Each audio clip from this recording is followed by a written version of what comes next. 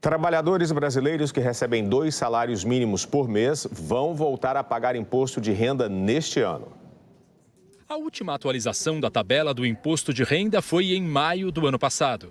Na ocasião, o governo federal alterou a faixa de isenção de R$ 1.903 para R$ 2.640.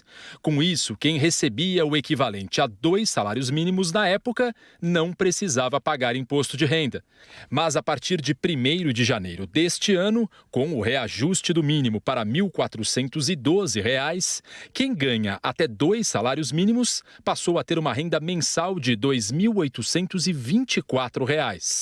Valor que, portanto, ultrapassa a faixa de isenção, que até agora não foi corrigida, mesmo com o reajuste do salário mínimo. O presidente da Associação Nacional dos Auditores Fiscais da Receita Federal calcula que cerca de 2 milhões de pessoas que eram isentas passarão a pagar imposto de renda. Há uma parcela da remuneração de quem ganha 2 salários mínimos que vai ser tributada, equivalendo aí a um dispêndio mensal de R$ 13,80 para essa pessoa que ganha 2 salários mínimos.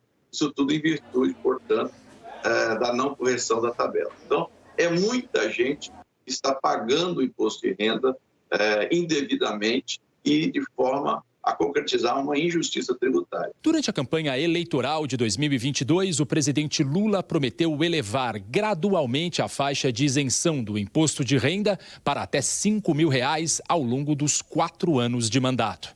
Mas a promessa esbarra na necessidade do governo de aumentar a arrecadação para alcançar neste ano a meta de zerar o chamado déficit das contas públicas. Ou seja, chegar ao equilíbrio entre os gastos do próprio governo e a arrecadação. Esse compromisso foi estabelecido no arcabouço fiscal aprovado pelo Congresso no ano passado.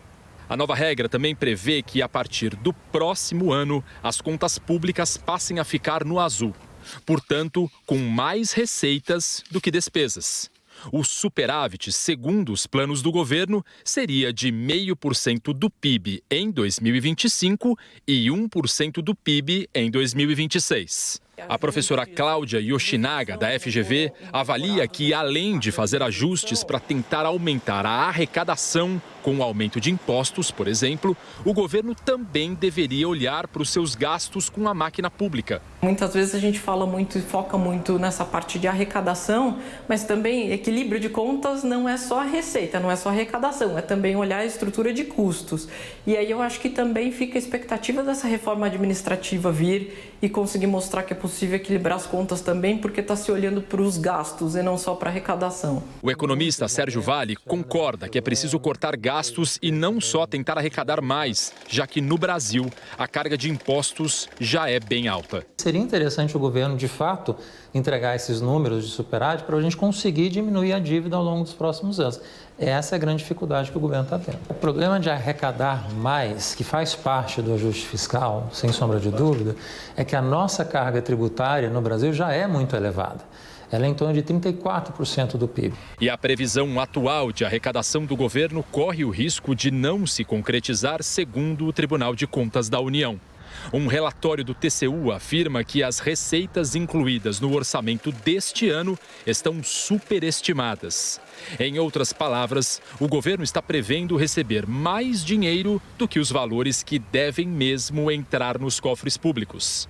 Segundo o Tribunal de Contas, existe a possibilidade de as contas públicas fecharem o ano no vermelho com um rombo de pouco mais de 55 bilhões de reais. Ontem, depois da divulgação do relatório, a ministra do Planejamento, Simone Tebet, classificou como plausíveis as receitas previstas no orçamento, mas disse que votações no Congresso podem ter alterado o equilíbrio previsto. No que se refere àquilo que foi apresentado até o dia 31 de julho para nós e que consta no orçamento, o Ministério do Orçamento checou uma a uma das receitas apresentadas pelo Ministério da Fazenda e vimos que era plausível e, portanto, colocamos no orçamento. Toda vez que o Congresso faz alteração, ele mexe nessa balança, portanto, ele mexe para mais ou para menos. No caso, mexeu para menos do que se refere à arrecadação. O Ministério da Fazenda informou em nota que, neste momento, o governo federal está avaliando ampliar as faixas de isenção do imposto de renda.